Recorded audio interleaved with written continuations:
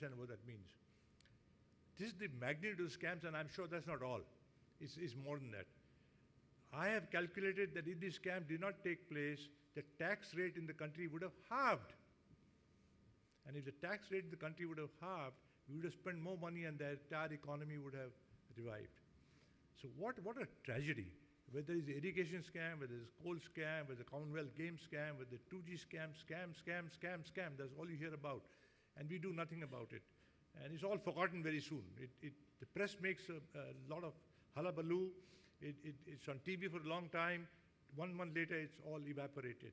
So we need to all of us, everybody in this room and everybody outside, should raise our voice against scams. We should not elect the corrupt politician. In a way, Karnataka did the right thing. All the corrupt politicians did not get elected, and I hope it happens in the next election. Finally, I can tell you we need to be a strong country when it comes to services, which we are. We need to be a strong country when it comes to manufacturing, which I don't think we are, and we should. And we should also become a military power. Look at every country twists our tail, whether it's Pakistan, or it's Bangladesh, or it's Sri Lanka, and recently China. And we seem to be showing that we are a weak country. So we need to develop ourselves militarily. And I think we need to take it to the logical conclusion. Finally, gentlemen, I honestly believe I started the software industry in India, 1965. It's come from zero. I never dreamt when I started the industry that it would go to this size. It's going to go to $300 billion. It become the largest sector in the economy. And we have really, really done something fantastic. And I think we take it to the logical conclusion. We have reversed it. We have reversed all our policies which encourage software for some strange reason which I don't understand. And I think we need to revive all the incentive schemes and take it to $300 billion. If we can, I think it'll make a very big difference to us, whether it's the current account deficit or whether the alleviation of poverty. Thank you very much for a very patient hearing.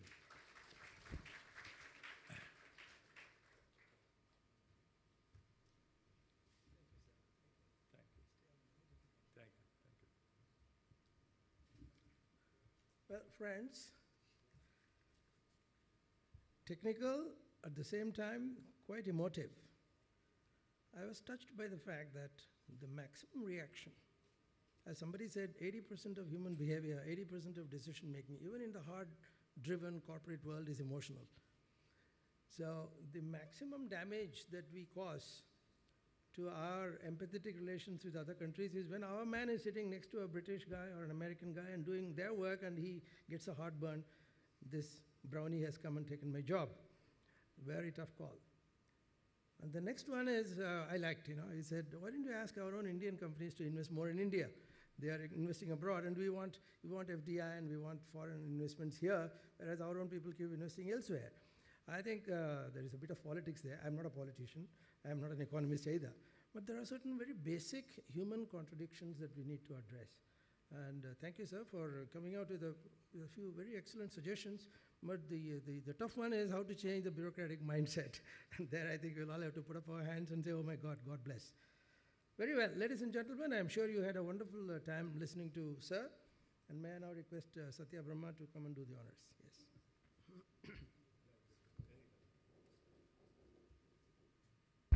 I just wanted to tell some of the momentous have not arrived, so we're giving it blank, so we'll get it replaced. Thank you.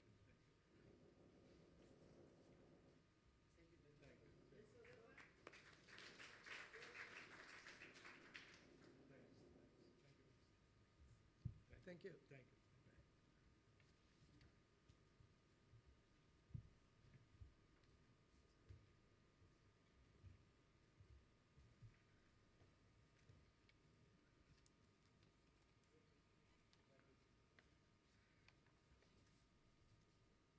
Well, ladies and gentlemen, as you can see, we have a kaleidoscope of topics and a 360-degree view, analysis, dissection of each and everything that will affect any part of our life.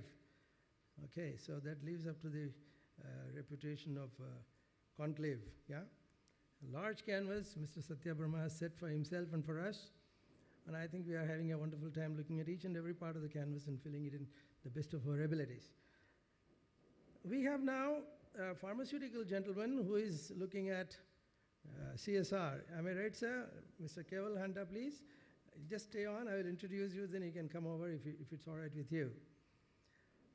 He's the managing director of Salus Lifecare. Sorry if I'm not pronouncing it right. But Mr. Handa has been known basically as a Pfizer man. He has spent a long, long time there, and he was the managing director of Pfizer. And in fact, I had the pleasure of interacting with him when he was in Pfizer. And before being the managing director, he was the executive director of finance there. And he was also the managing director of Wyatt. Mr. Handa has served as the vice president of OPPI in the past, and past president of All India Management Association. He's been a committee member of the Confederation of Indian Industry, CII, been a past member of the managing committee of the Bombay Chamber of Commerce and Industry, and the chairman of the Pharmaceutical Committee, ASSOCHAM. During his 20 years with the company, Kewal Handa has been entrusted with the positions of increasing responsibility. He has had a broad range of experience and has risen above his portfolio to become the CFO, from the CFO onto the MD. He strategically guided Pfizer through mergers, 3 mergers, and I have personally lived through mergers, and I know how painful mergers are.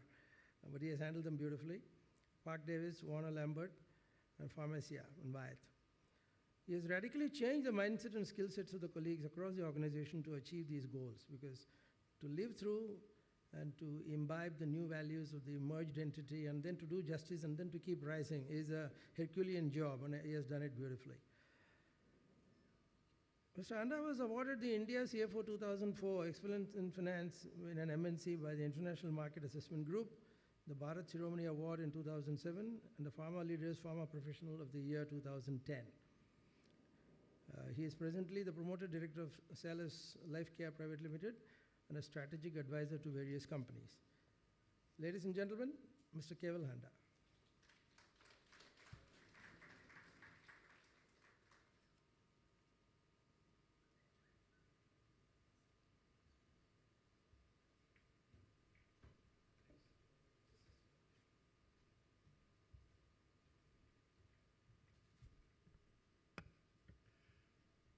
So very good morning to all of you. I was listening to Mr. Kanodia and I was wondering why our government is not doing enough in this segment where we have skills and resources and we could be a global leaders. It's the story all over the same. And if you had listened to the earlier presentation, you could see how the plundering is happening of the land and the natural resources of this country. I'm going to talk to you on a different topic, as on the social responsibilities. The social responsibility is a very old culture of this country. Bhiksha Dena or Bhiksha Lena was very common in this country. But during the Independence Day, it was Gandhiji who actually revived it in a big way. And he wanted money to work for the independence of this country. And there were a whole lot of industrialists who came forward and supported Gandhiji. So this is well documented. After that, it so happened that we actually slowed down in our responsibility in social areas.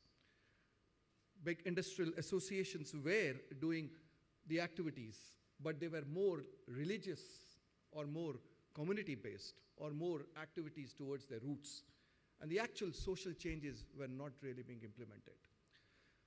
Some of these activities done by big houses like Tata's have become centers of excellence. For example, activities on science and innovations, which Tata did, is really a center where you actually see innovation happening.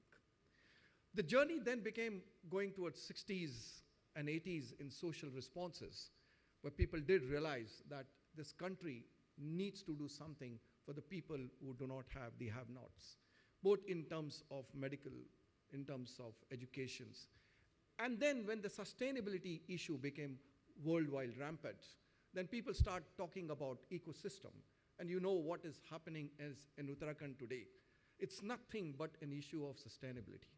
If things would have been properly planned and understood that we are destroying the ecosystem by unplanned growth, you would have not seen the devastation that what we have seen today in Uttarakhand. Stakeholders, the triple balance sheet concept came in, and stakeholders started putting pressure and saying that we need to do something more. In fact, there is a lot of the stakeholders and the consumer movements which actually change the landscape of big companies like Gap and Nikes and McDonald's globally. And this is exactly what is now going to happen in this country when the stakeholders start putting powers. Shared values is now something everybody is talking about, that you need to share your resources, your efforts across the different segments of the society.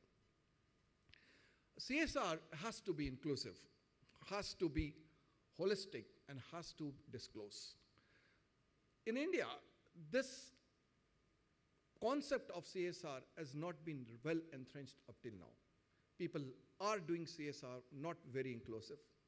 They are doing CSR only in small segments. It's not holistic. And the reporting is very, very poor. In fact, when the government introduced the 2%, which comes from a concept called zakat, where it says that every year in a certain community you need to contribute an X percentage towards your social activities. This has been tried in a country called Indonesia.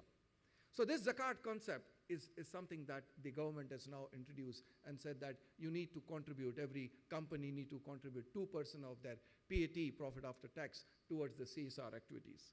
We did a small research and said, where do we stand and how are the companies who are in the private sectors and how the companies in public sectors are doing a CSR activity. An interesting research study that has come out, and it says that if you take the top 10 companies, only one company has spent up to 2% of the CSR spend which the government is talking about. Top 10 Indian companies I'm talking about. If you go further down, the scenario really worsen. My gut feeling is if you take all the companies together, you will have only 20% of the spend that is required to be on the basis of 2%. Now, these are the companies' named. You look at the gap that you have. A revenue of Reliance is as Mr. Kanodia cannot spell the thousands, this is all in crores, 3,68,000 crores. And how much they are spending is 288 crores. And they need to spend about 423 crores if you go by the 2% concept. And then if you look at the, I don't have here the pointer at the screen, I can't see. If you can look at the only one company that is Tata's, who have spent more than they required is Tata Steel. They spent about 146 crores, but they were required to spend only 78 crores. But don't forget, Tata Steel, from the day where it is set up, there was nothing there. They had to spend money around their geographical location to set up houses for the workmen, set up education centers for their workmen, set up hospitals and medical for the settlements, take care of the environment around that, and that's how they have spent. But unfortunately, ladies and gentlemen, none of the other companies are meeting our requirements of 2%.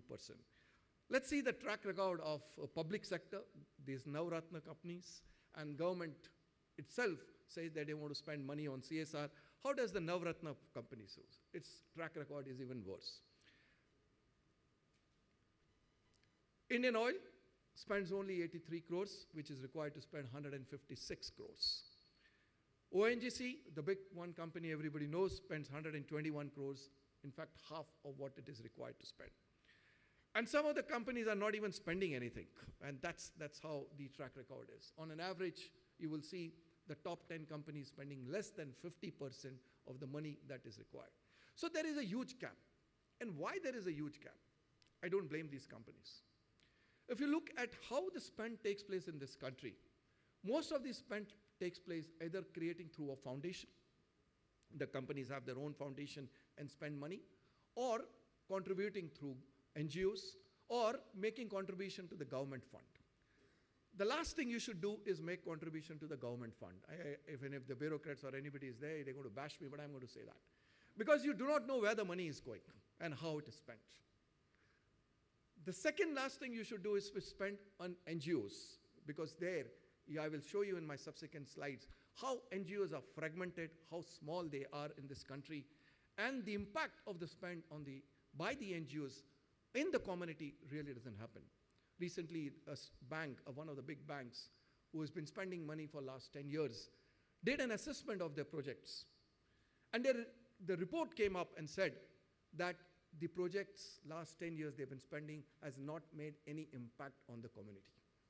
The money that you and I spend actually has no impact on the community. And that's the track record of how the NGOs have been inefficiently working.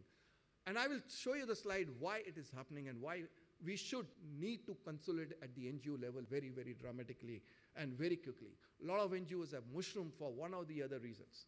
So this 2% is good or bad? Somebody asked me, I was talking to Mayank outside. I said, Mayank, do you know, government always creates new vehicle for making money for the politicians. This is another new vehicle.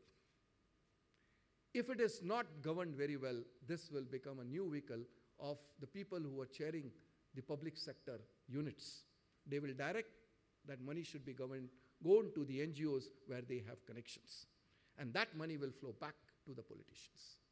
That is my worry in the entire process, particularly if it is not well governed. So I think we need to be very, very careful how this process of spending is governed, both at the public sector as well as at the private sector. If you see at where the money has been going in so many years, we have been spending, where it is going, it's just going only in two verticals. One is education and the other is healthcare. All the other verticals are not really getting money. Environment is getting little,